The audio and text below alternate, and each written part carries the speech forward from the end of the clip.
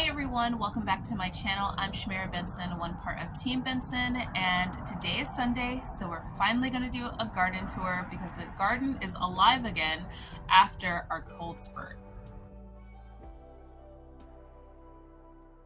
So guys, I would like to say big welcome to all of our new faces. We got a lot of new subscribers over the last couple of weeks, so I just want to say big welcome to my channel. I'm Shmira. I garden in Zone 9B in the Phoenix, Arizona desert in the city. So I am a city, small space, desert garden because I also garden in the size of a townhouse backyard. So I garden all year long and I grow things. I grow different types of things. Some things you might be used to, some things you may not, because I grew in a desert. And I also have things growing when other people don't. So I want to show you guys my garden today because we have been in the 30s, which was at night, which was cold, so cold. And I have things like tomatoes and peppers. So let's go see how they survived. So guys, although it is not super chilly anymore, it is still kind of chilly. We're gonna be in the 70s. I wanna say this next week, we'll be in the high 60s, like low 70s within like this week and next week. And this is what I like to call fake spring. So don't put away that shade cloth because probably somewhere in February we're gonna get to like the 20s and it's gonna be cold. Okay guys, so first up we have our Vego garden beds, which as you guys know, or for those of you guys that don't know, our garden tours are sponsored by Vego garden beds. And this one is the cascading one. We have some Thai basil. Underneath it hiding is going to be some sage. We have a trio that we had planted, sage, rosemary, and thyme. And then we have a bunch of carrots that are starting to look really, really good. We have our leeks right here in the middle. We have a celery. My theme of my garden this year, I swear, is celery. You will see celery all over the place. And then we have some parsley here and here that needs to be trimmed back. We have some more sage right there, some garlic chives right here, little hedgie right there, and then we have some German thyme, some Italian oregano, and some chervil here. And then guys, I think I lost my sweet marjoram. I don't know, I have to get in there and really smell that, but that looks like a weed that grew in my sweet marjoram.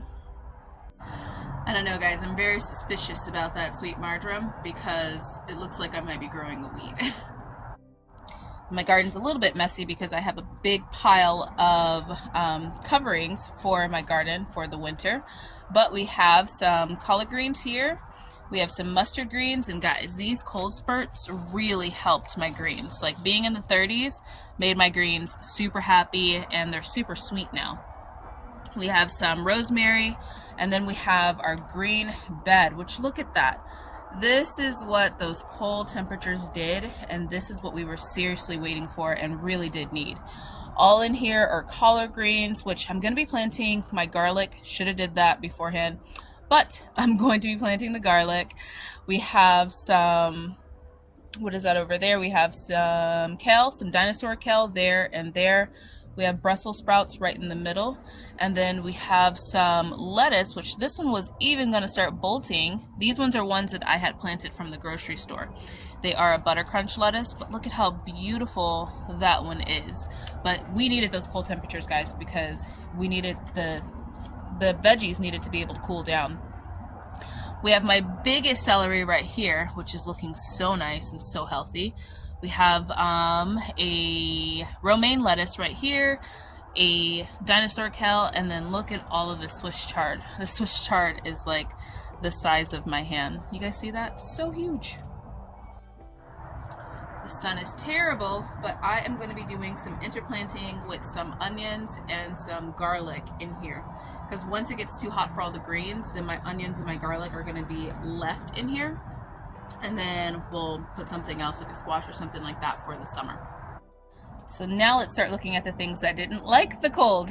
We have our shishito pepper, which one of them, this one is our really spicy one. It is looking really good. We have another, I think that one's a mustard green that's down there. Not 100% sure, but I think it's a mustard green.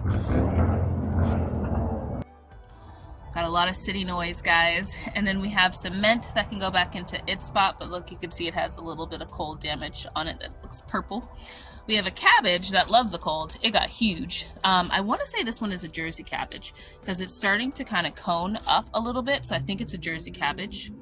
We also have another pepper here. This one is a Anaheim. Yep, this one is Anaheim pepper right there. We have Big Nisi back there. She's struggling a little bit, but I think that she's gonna survive the cold pretty well. We have another mint up here. This one is just a regular mint. The one down here is a spearmint. And then we have Miss Eggy back there, who's also struggling a little bit, but she survived the cold too. This eggplant, guys, for those of you guys that are new, is going on 5 years. She's old. She's so old. And then we have our big shishito pepper. This one is 2 years old, and there's tons of shishitos on here that I'm going to be harvesting pretty soon. And then we have our new shishito peppers right here. These ones I planted this year, and as you can see, they are still flowering. They're liking these warmer temperatures today, so the flowers have really opened up. So guys, I had a lot of people mention to me that they were pulling all of their fruits off of their plants to prepare for the cold. I don't do that. I just cover mine up. A lot of times if my plants are healthy enough, like if they're unhealthy, then yes, I will do that because I don't want to give the plant more to have to struggle through. But if they're healthy, like how my shishito pepper is and some of my tomatoes, I just leave them on there and I keep them warm by keeping like the sheets or the blankets or whatever on them, and then I let them warm up throughout the day, and then we just get past that cold spurt. It usually goes like a lot of rain and then temperatures drop, but then they warm back up within like a week. And then getting through this whole like fake spring, I'm telling you guys, it's gonna get cold again, but getting through the fake spring really helps to boost them up and get them going again, and then they can prepare for that extra like week or 2 weeks that it's gonna be cold when we have, you know, the rest of winter. So here we have what I'm sure most of you guys was wondering if it would survive, and yes it did. This is my black cherry tomato, and as you can see, she has tomatoes all on her, like everywhere. They're everywhere, guys. We're gonna have a lot of tomatoes this year. So it's my favorite plant. Yes, it did have some damage, mainly from the shade cloth, or not shade cloth, but the AG fabric that I used to cover it, just by like having the leaves broken in the wind with something on it. But we have a little bit of darkening on some of the leaves, like this is cold damage. But other than that, she is looking good. And look who else survived, guys. The basil. The basil survived. And it's looking beautiful. It's a little less green than it would. That's how I know it's a little stressed. But she did good. And I had trimmed this one all the way back to let it go dormant. Did not. She grew back. Now our ginger, I want to harvest our ginger because I think that it's time to harvest the ginger. And so maybe I'll do that in tomorrow's video. Get this weed out of here. Do that in tomorrow's video and harvest that because I have some more ginger that I want to stick down in there.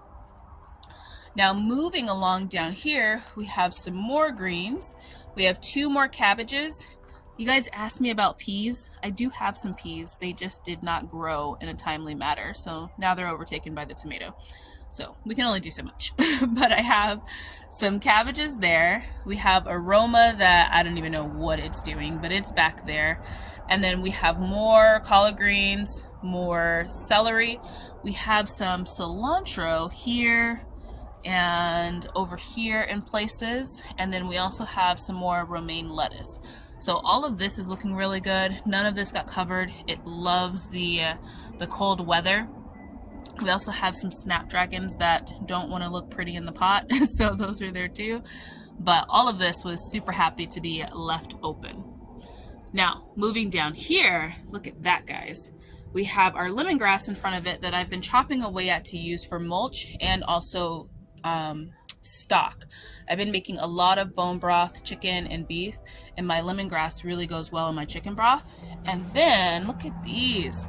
Look at how big these are. That is huge. This is my broccoli. Now my broccoli, let's see if it's starting to, nope, it is not starting to make any type of heads on it. So that means that I really need to get in here and prune it. So I'm gonna prune off all of these leaves. My broccoli leaves typically go to my worms just because I like to eat every other leaves. So these ones are nice. They give the worms some greens during the winter. And then in here we have some cilantro that looks like crazy, so I might have to make a soup coming up there. And we also have some parsley, and look at there, another pea that just did not grow. So guys, every year I have something that's just super disappointing in my garden, and my peas, which are one of our favorite garden snacks for Shabbat, like, just didn't grow. My peas didn't grow, so I don't have any peas right now. They're all stunted, they're all unhappy. The temperatures were just not conducive when it was time to plant them. I'm hoping that this colder spurt will give them a little bit more of a boost, but we may not have peas this year. Now moving along down here, we have some beets. We have a Ukrainian gold beet that I got one of. I think those two are that too, but we're gonna see. And then we also have some Detroit red beets, which I like Detroit red beets. I like them pickled. I also like the leaves. We use these leaves for Taco Tuesday when we run out of lettuce. And then this is my worm bin, for those of you guys that ask. That's where I feed my worms, and they live in there and they make little worm babies. So I'm able to collect worm castings out of there. It had a handle on it, but that came off. Now over here we have more peppers. These are my favorite peppers. These are my sweet Marconi red peppers, which we have some decent sizes on them. I need to get a stake to let them grow up again. They got covered and then the wind blew them all over, but they're doing well. We have some Thumb Tom tomatoes down below it, which were up on the top of the gate, but guys, that wind was so crazy, it blew off everything, like everything. And then we have a lemon balm, which have just a little bit of damage, not too much, just a little bit of damage, but it's looking good. And then our yarrow over here looks like it's spreading. So I don't know, I didn't know yarrow did that, but it looks like it's spreading. So I had wanted to grow a lot of medicinal herbs there. I have been struggling just because they are covered by this heat, AC unit, so it doesn't get a lot of direct sun. Normally I grow a big roselle there, but I have so much hibiscus in my medicinal herb cabinet that I wanted to grow something else so that then I can get some other things too. So hopefully this yarrow takes off, because I am missing yarrow in my medicinal herb bin, or my medicinal herb cabinet. I also have a little bit of hyssop that's like, there's just a couple leaves in the ground, so I'm hoping that takes off too, because I like to cook with hyssop and I don't have any. Now right here is my big beefsteak tomato. It is on a mighty crop. We have it on one mighty crop and then it's growing towards the second one. This one was my mom's favorite tomato. For those of you guys that don't know, she passed away, so I plant a big beefsteak for her every year. And then below it, the rest of the radishes are done. I don't know if you guys can see that, so I'm going to be pulling those too. And we have some little nasturtiums that have popped up that I'm going to leave because I could use some more face toner. So if you guys didn't know this, nasturtiums are actually very medicinal and they're good for us desert dwellers because they have a protection against the sun. So you can make lotions with them, you can make, I use them for skin toner. I soak them in witch hazel and then use that as my skin toner, and it keeps my skin healthy and it kind of keeps some protection against the sun. Now we do have this bed planted out with potatoes. This is our other Vego garden bed. This one's the kids one. And look at this, guys. The beans are done. Finally, the beans are done.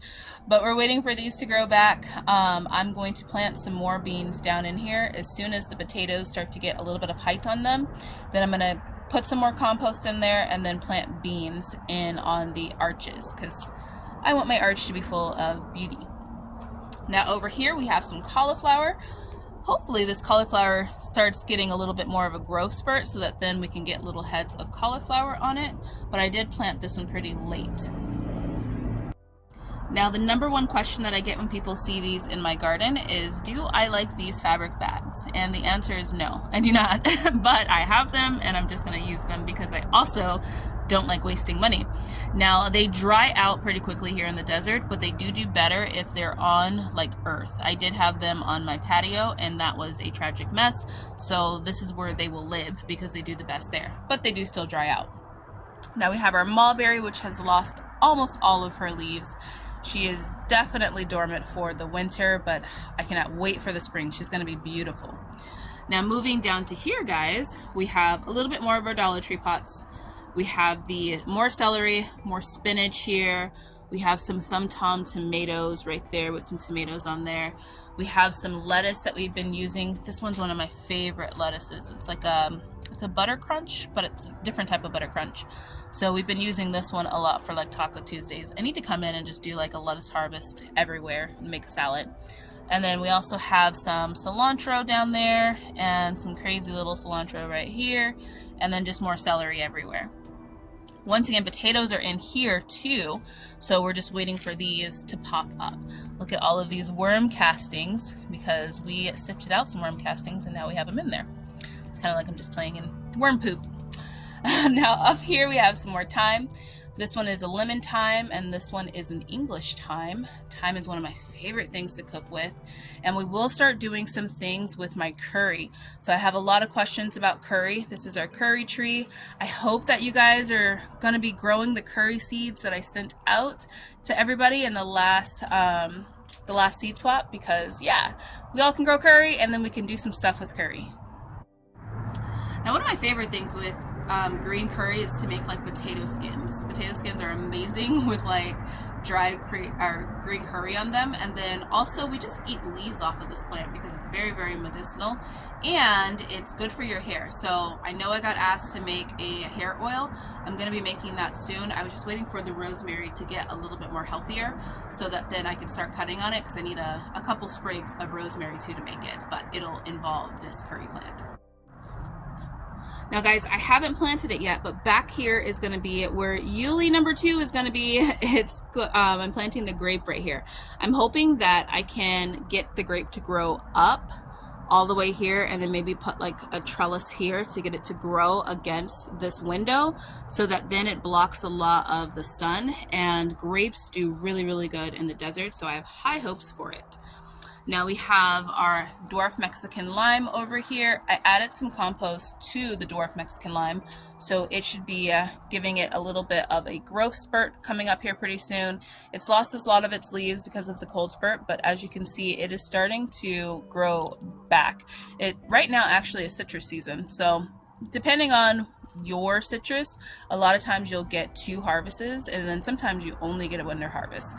This one sometimes we'll do spring, sometimes we'll do winter, and then it also sometimes just takes a year off. So it's about 6 years old, I think, when I got it.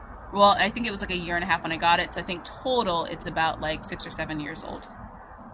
Now moving along to up here, I plan to plant some more garlic or onions in this one, but we have our collards, which somebody told me this one was a curly collard, which, like I said, I always have one random collard in my garden that looks like this.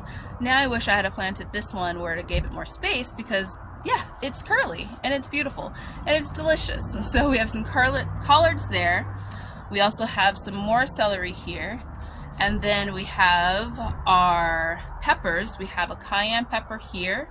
We have I'm not so sure about this pepper now, guys.